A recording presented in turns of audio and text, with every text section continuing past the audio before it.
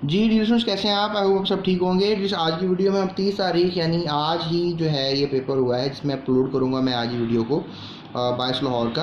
तो ये आप अपने दोस्तों के साथ शेयर कर सकते हैं पेपर को। मैं इसकी की बना के दे रहा हूँ विद रीजंस, ताकि जिन बच्चों का पेपर 2 बजे या 1 बजे है उनका पेपर प्रॉपरली जो है वो उसको थोड़ा सा समझ लें, देख लें क्या टेक्निक रहेगी। तो बायस लाहौर का ही पेपर मैं आज आपको बताऊंगा। इसके अभी MCQ और शॉर्ट क्वेश्चन आंसर और लॉन्ग क्वेश्चन जो आए हैं बोर्ड में, वो पेपर हमारे पास आ गया है। इंशाल्लाह आपको प्रॉपरली गाइड करते हैं, इसकी की बता देते हैं। तो लिहाजा आप जब इसको देख लें वीडियो को तो अपने दोस्तों के साथ भी शेयर कर दीजिएगा, ताकि उनको भी अंदाज़ा हो जाए। सो स्टूडेंट्स, पहला क्वेश्चन किया गया, for a reaction between chlorine Cl2 PCl3 and Cl2 और PCl5 बना था, इसका यूनिट क्या होगा? तो स्टूडेंट्स, मैं आपको बताता चलूँ कि जो PCl3 है और क्लोरीन है, ये एक एक मोल ही यूज़ हो रहे हैं, और आगे से जो बन रहा है PCl5 वो 1 मोल ही बन रहा है। तो लिहाजा प्रोडक्ट ओवर रिएक्टेंट्स को हम देखते हैं, तो प्रोडक्ट जो है हमारे पास 1 मोल है और रिएक्टेंट्स हमारे पास जो हैं वो 2 मोल हैं, क्योंकि 1 मोल इसका और 1 मोल इसका है। तो लिहाजा ऊपर यूनिट आएगा मोल पर DM क्यूब और नीचे भी आएगा मोल पर DM क्यूब, लेकिन स्क्वायर ले लेंगे इसका, और इस स्क्वायर से ये कट जाएगा। तो लिहाजा जब मोल पर DM क्यूब ऊपर जाएगा तो ये होगा मोल नेगेटिव और DM क्यूब जो है वो पॉजिटिव हो जाएगा। तो पर मोल DM क्यूब इसका आंसर होगा। तो पर मोल DM क्यूब ऑप्शन जो है वो डी, ये A है, ये B है, ये C है और ये D है। तो लिहाजा C जो है इसका ठीक आंसर होगा। तो उसके बाद अगला क्वेश्चन है जी कि केमिकल रिएक्शन में नई बनने वाली शय कहलाती है, the new substance form in a chemical reaction. तो आप उसको प्रोडक्ट कहते हैं। तो ये बहुत ही आसान सा क्वेश्चन था, प्रोडक्ट कहते हैं इसको आप। B option is the right option. Which ion is the conjugate base of sulphuric acid. अब आपने कॉन्जुगेट बेस बनानी है सल्फ्यूरिक एसिड की। तो ये सल्फ्यूरिक एसिड है H2SO4, और ये किसी स्पीशी के साथ रिएक्ट करता है, लेट्स से दैट किसी के साथ भी। तो लेट्स से पानी के साथ करता है। तो अब इसने क्या किया, इसने जो है अपना H इसको डोनेट कर दिया, ये H3O पॉजिटिव बन गया और ये HSO4 -1 बन गया। तो ये एसिड था, इसने एक आयन दे दिया, तो ये कॉन्जुगेट बेस बन गया, और ये चूँकि एक्ट कर रहा है बतौर बेस तो ये बन गया कॉन्जुगेट एसिड। तो लिहाजा H2SO4 का कॉन्जुगेट बेस होगा HSO4 -1। तो HSO4 -1 जो है यानी ऑप्शन डी जो है इसका ठीक आंसर है। उसके बाद नेक्स्ट है जी कि the functional group of carboxylic is found in. मैंने कार्बोक्सिलिक बोल ही दिया आपको, तो COH कार्बोक्सिलिक ग्रुप होता है। तो A is the right answer for this. The reduction of alkyl halide takes place in the presence of alcoholic KOH, ठीक है, और जिंक HCl। तो लिहाजा जिंक और HCl की मौजूदगी में जो है रिडक्शन होती है। तो A is the right answer. उसके बाद क्वेश्चन है जी, alkenes are prepared from alcohols by the process. Alkene जो है वो अल्कोहल से बनाई जाती हैं और इसको हम डिहाइड्रेशन से बनाते हैं।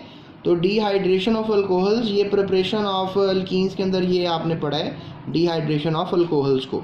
सल्फ्यूरिक एसिड यूज़ होता है इसको डिहाइड्रेट करने के लिए। तो ये आप कर लीजिएगा, ये बड़ा इंपॉर्टेंट है। उसके बाद नेक्स्ट क्वेश्चन है, ग्लूकोज क्या है? एक पेंटाहाइड्रोक्सी एल्डिहाइड शुगर है ग्लूकोज। तो C is the right option. उसके बाद सवाल है, ज़मीन की सतह के बिल्कुल ऊपर सफ़ेर कौन सा है? तो आप याद रखिएगा कि ज़मीन के ऊपर जो है वो ट्रोपोस्फेयर है, फिर स्ट्रेटो आता है, फिर मीज़ो आ जाता है और आखिर में फिर थर्मो आता है। तो लिहाजा ट्रोपोस्फेयर जो है वो सबसे पहला ही सफ़ेर है। सतह के ऊपर ही आप देखोगे तो ट्रोपोस्फेयर, एटमॉस्फेयर से ही सवाल लिया गया, तो ये ट्रोपोस्फेयर इसका आंसर होगा। उसके बाद है जी, which gas protects the earth surface from ultraviolet radiations. तो आई होप सो कि आपको पता होगा, that is ozone gas. So आगे है जी हमारे पास, water dissolve non ionic compound by. पानी जो है वो नॉन आयनिक कंपाउंड किस सलाहियत से अपने अंदर डिजॉल्व कर लेता है? Non ionic compound.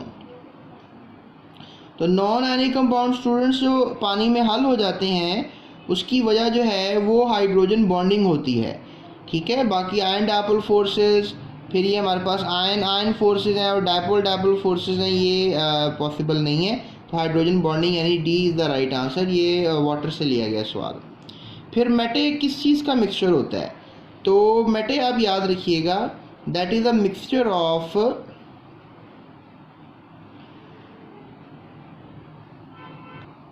Cuprous sulphide and iron sulphide, ठीक है।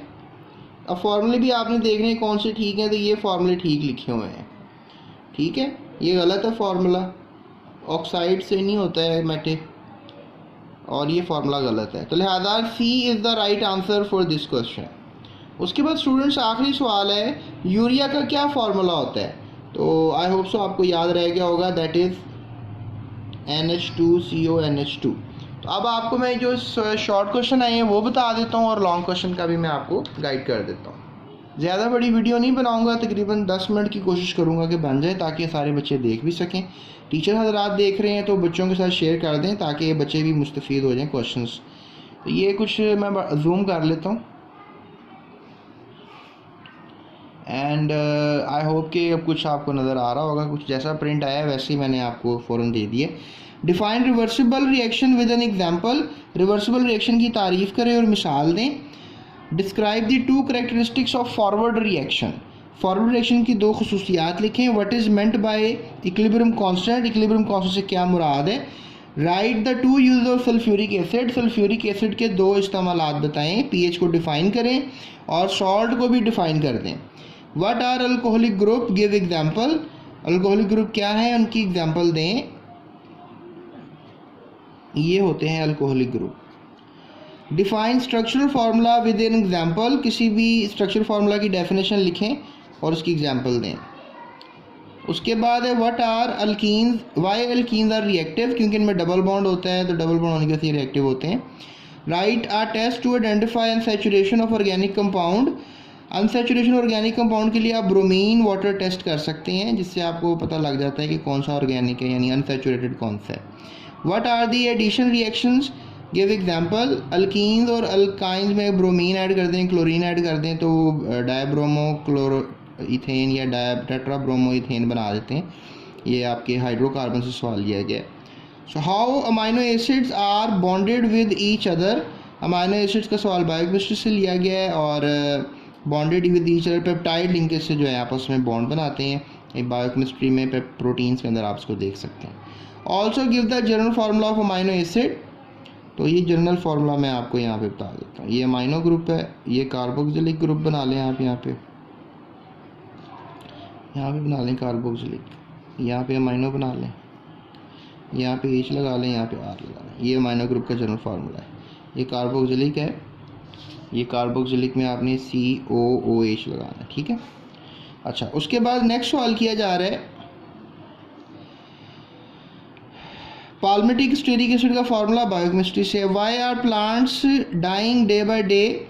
Comment, plants day by day इसलिए डाई कर रहे हैं क्योंकि बहुत ज़्यादा पोल्यूशन जो है वो हवा में आ रही है और ऑक्सीजन की कमी होती जा रही है। इसके अलावा और भी बड़ी वजूहात हैं। तो कोई 3-4 कमेंट्स अगर आपने सही किए होंगे तो आपका जवाब सही है। How acid rain increases the acidity of soil. क्योंकि ये pH वैल्यू कम कर देती है सॉइल की और हाइड्रोजन आयन कंसनट्रेशन ज़्यादा बढ़ जाती है सॉइल में। सो दैट्स वाई pH बढ़ने से एसिड रेन जो है सॉइल की एसिडिटी इंक्रीज़ कर देती है। Justify ozone and beneficial for human kind. Ozone आपको पता है प्रोटेक्टिव लेयर है, ये एटमॉस्फेयर से सवाल लिया गया। उसके बाद है जी 5वां, why are non polar compound insoluble water. क्योंकि नॉन पोलर कंपाउंड जो हैं वो पानी में सॉल्व नहीं होते, पानी पोलर है और पानी के पोलर होने की वजह से जो है वो कभी भी सॉल्व नहीं होंगे नॉन पोलर, क्योंकि लाइक डिजॉल्व लाइक वाली बात आपने 9 में पढ़ी थी।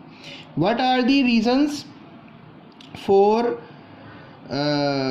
What are the reasons of water borne disease. Water borne disease की क्या वजूहत हैं? पानी का सही डिस्पोजेबल नहीं होता, पानी जो है उसमें बहुत ज़्यादा मिलावटें होती हैं, बिकॉज ऑफ माइक्रोब्स वगैरह ऐड हो जाते हैं, तो इस वजह से पानी में बहुत सी बीमारियां आ जाती हैं।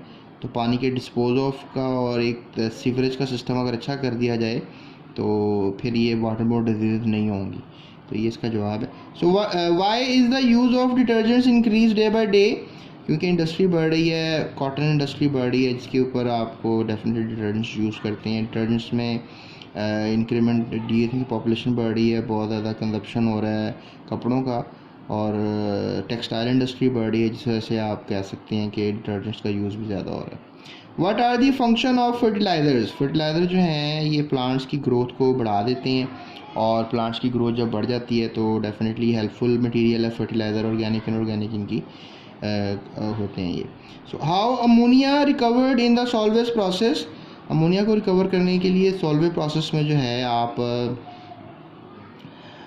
यूज़ करते हैं अमोनियम क्लोराइड का, अमोनियम क्लोराइड, और ये वाला रिएक्शन है, ये आप चेक कर लें, ये इक्वेशन आपने लिखनी है। Define metallurgy? मेटल एक्सट्रैक्ट करने की सलाहियत को मेटलर्जी कहते हैं। तो ये आपका आखिरी चैप्टर है chemical industries. What is matte? Right give formula. Matte क्या है इसका फार्मूला? अभी मैंने आपको बताया था, क्यूप्रस सल्फाइड और आयरन सल्फाइड, ये मेटे है। How sodium hydrogen carbonate is converted to sodium carbonate?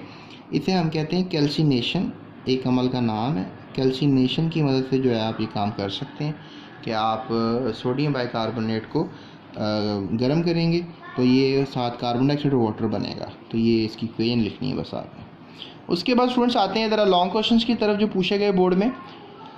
Write down 5 chemical properties of acids. 5 chemical reaction को एसिड के लिखते हैं आप। Write down 4 use of acetylene.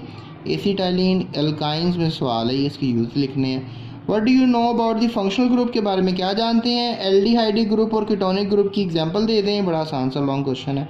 Explain oligosaccharides. Oligosaccharides के बारे में तफसील से लिखें। How ozone is formed and what are the effects of ozone depletion? Ozone कैसे बनती है? सारी क्लोरोफ्लोरो ये फॉर्मेशन ऑफ ओजोन लिखना आपने, और इफेक्ट लिखने के डिप्लीशन मतलब ख़त्म हो जाएगी तो क्या फ़र्क पड़ेगा। Define hard water and give disadvantages. Hard water की तारीफ़ कर दें और बताएं कि हार्ड वाटर के क्या नुकसान होते हैं। तो स्टूडेंट्स ये था हमारा पेपर 2021 का, जो कि सुबह के वक्त आया है 8 बजे। तो इंशाल्लाह अभी चैनल के साथ रहें आप। अभी जब आएगा ये पेपर सेकंड टाइम का, ये भी आपको इंशाल्लाह तफसीलन बताएंगे, एक्सप्लेनेशन देंगे।